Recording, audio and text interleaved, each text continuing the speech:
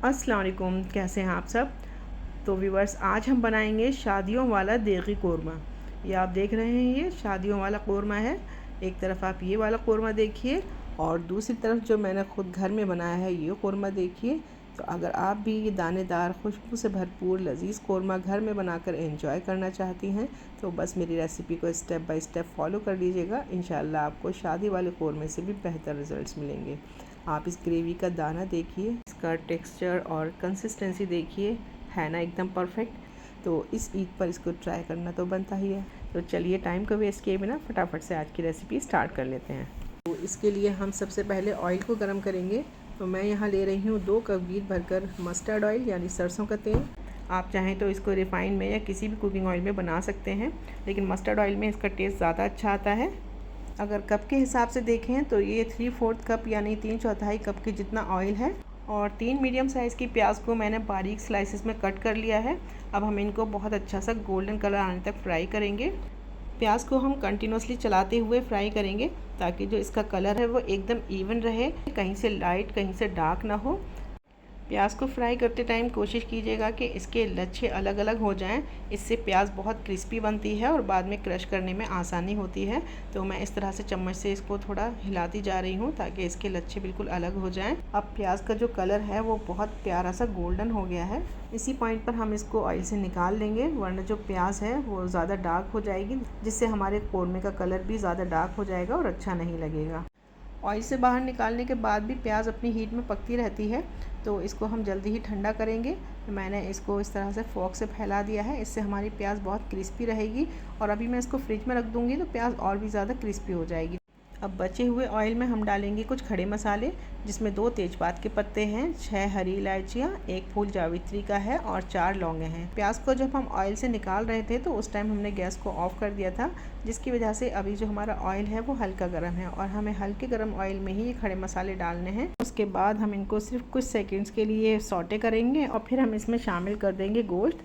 यहाँ मैंने 1 किलो गोश्त लिया है। अब हम इस गोश्त को थोड़ी देर के लिए फ्राई करेंगे जब तक कि इसका कलर चेंज होकर वाइट नहीं हो जाता। ये देखिए गोश्त का कलर चेंज हो गया है। अब हम इसमें ऐड कर देंगे लहसुन अदरक का पेस्ट। मैंने 2 चम्मच भरकर इसमें लहसुन अदरक का पेस्ट डाला है और साथ ही मैंने इसमें ऐड कर दिया है नमक। नमक आप अपने टेस्ट के अकॉर्डिंग ले लीजिएगा। मैंने इसमें 1 चम्मच डाला है। अगर ज़रूरत लगी तो बाद में हम और नमक शामिल कर लेंगे। तो गोश्त इसके लिए आप अपनी पसंद का कोई भी ले सकते हैं। आप इसको मटन में बना सकते हैं, बीफ में बना सकते हैं।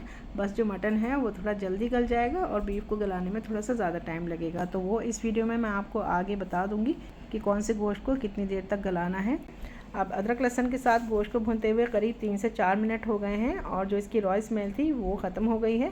अब हम इसमें ऐड कर देंगे ये पाउडर्ड मसाले, जिसमें 1 बड़ा चम्मच है कश्मीरी लाल मिर्च पाउडर। इससे जो कोरमा है उसका कलर बहुत अच्छा आएगा, लेकिन अगर आपके पास नहीं हो तो आप स्किप भी कर सकते हैं। और 1 बड़ा चम्मच ही मैंने लिया है इसमें रेगुलर लाल मिर्च पाउडर। 2 बड़े चम्मच भरकर लिया है धनिया पाउडर और आधा चम्मच लिया है हल्दी पाउडर। अब मसालों को गोश्त में शामिल करने के बाद फुल फ्लेम पर अच्छी तरह से इसको करीब 4 से 5 मिनट के लिए भूनेंगे, क्योंकि जितनी अच्छी तरह से ये भुनेगा उतना ही हमारा कोरमा टेस्टी बनेगा। लेकिन इस बात का ख्याल रहे कि मसाले जलें नहीं। तो अगर आपको ज़रूरत लगे तो इसमें थोड़ा पानी भी शामिल कर सकते हैं। दोस्तों, मसाले को अच्छी तरह भूनने से क्या होता है कि इसकी रॉनेस यानी इसका कच्चापन तो दूर होता ही है, साथ ही में इसका जो टेक्सचर और जो कलर है वो भी इन्हेंस होता है।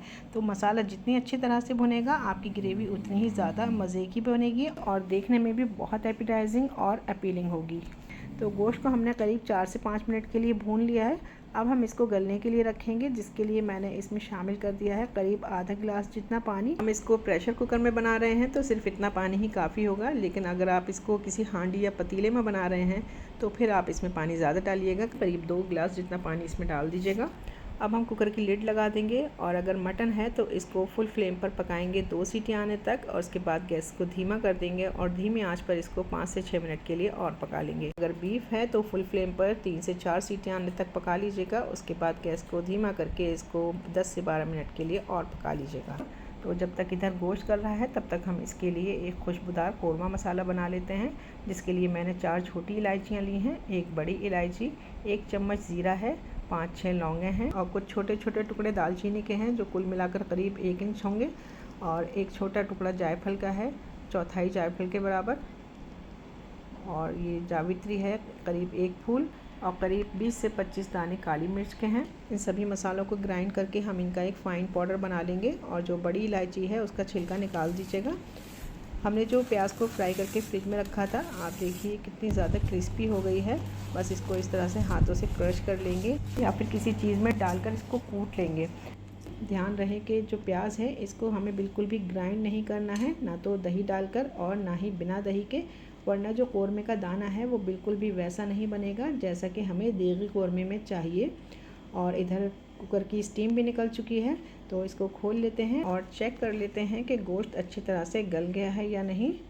ये देखिए गोश्त अभी काफ़ी ज़्यादा गर्म है और ये एकदम परफेक्टली कुक हो चुका है, बिल्कुल अच्छी तरह से गल गया है और इतना ही गला हुआ गोश्त हमें चाहिए। अब हम इसमें शामिल कर देंगे दही।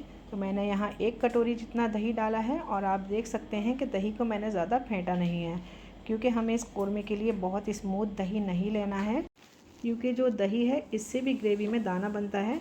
तो गैस की फ्लेम को पहले हम धीमा कर देंगे और तब हम इसमें दही शामिल करेंगे और अच्छी तरह से इसको मिक्स कर लेंगे। दही अच्छी तरह से मसाले में मिक्स हो गया है। अब हमने जो बरिस्ता क्रश करके रखा था उसके साथ हमने ले लिया है 2 चम्मच जितना डेसिकेटेड कोकोनट यानी कि नारियल का बुरादा, वो हम इसमें शामिल कर देंगे। और जो हमने कौरमे का मसाला बनाकर रखा था वो भी हम इसमें शामिल कर देंगे और सभी चीज़ों को अच्छी तरह से मिक्स करते हुए तब तक भूनेंगे जब तक कि इनमें से ऑयल सेपरेट नहीं होने लगता। और जब आप इसमें ये मसाले डालकर चलाना शुरू करेंगे तभी से इसमें इतनी अच्छी सी खुशबू रिलीज़ होना शुरू हो जाएगी कि आपको ख़ुद अंदाज़ा हो जाएगा कि आपका ये कौरमा कितना ज़बरदस्त बनकर तैयार होने वाला है। तो अब हम इसमें थोड़ा पानी डालकर इसकी ग्रेवी की कंसिस्टेंसी एडजस्ट करेंगे, जिसके लिए मैंने यहाँ पर करीब आधा गिलास जितना पानी डाला है, क्योंकि जो शादियों वाला कौरमा होता है वो थोड़ा गाढ़ा ही अच्छा लगता है। बाकी आपकी अपनी चॉइस है, आप अपनी चॉइस के अकॉर्डिंग पानी की क्वांटिटी को थोड़ा बढ़ा भी सकते हैं। अब अच्छी तरह से एक बार मिक्स कर लेंगे और ढक्कन से कवर करके इसको 1 बॉयल आने तक फुल फ्लेम पर पका लेंगे। देख सकते हैं कि कौरमे में अच्छी तरह से बॉयल आ गया है, तो एक बार पहले इसको चला देंगे ताकि मसाला नीचे लगे नहीं। और फिर हम इसमें शामिल करेंगे काजू और बादाम का पेस्ट।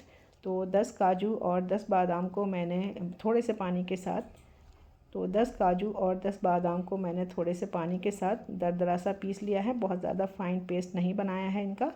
और वो हमने इसमें शामिल कर दिया और जार को खंगाल कर मैंने थोड़ा सा पानी और शामिल कर दिया है इसमें। ये जो छोटी छोटी टिप्स मैं आपके साथ शेयर कर रही हूँ, इनका बहुत बड़ा रोल होता है इस कौरमे में। अगर आप इन टिप्स को ध्यान में रखते हुए ये कौरमा बनाएंगे तो यकीन जानिए जिस किसी को भी आप ये कौरमा खिलाएंगे वो आपसे इसकी रेसिपी पूछे बगैर नहीं रह पाएगा।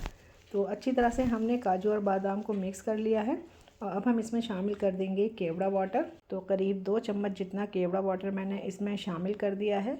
अगर आप इसमें केवड़ा एसेंस का इस्तेमाल करें तो सिर्फ 2 से 3 बूंदे डालिएगा, क्योंकि उसका फ्लेवर बहुत स्ट्रॉन्ग होता है।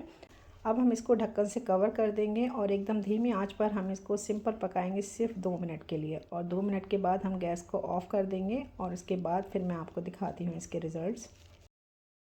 है ना वही दानेदार शानदार शादियों वाला देगी कौरमा। उम्मीद करती हूँ मेरी ये रेसिपी आपको ज़रूर पसंद आई होगी। तो वीडियो को लाइक करना बिल्कुल मत भूलिएगा और अगर चैनल पर पहली बार आए हों तो सब्सक्राइब किए बिना मत जाइएगा। इंशाल्लाह फिर मिलेंगे एक और मज़ेदार सी रेसिपी के साथ। तब तक अपना अच्छी तरह से ख्याल रखिएगा और दुआ में मुझे याद रखिएगा। अल्लाह हाफ़िज़।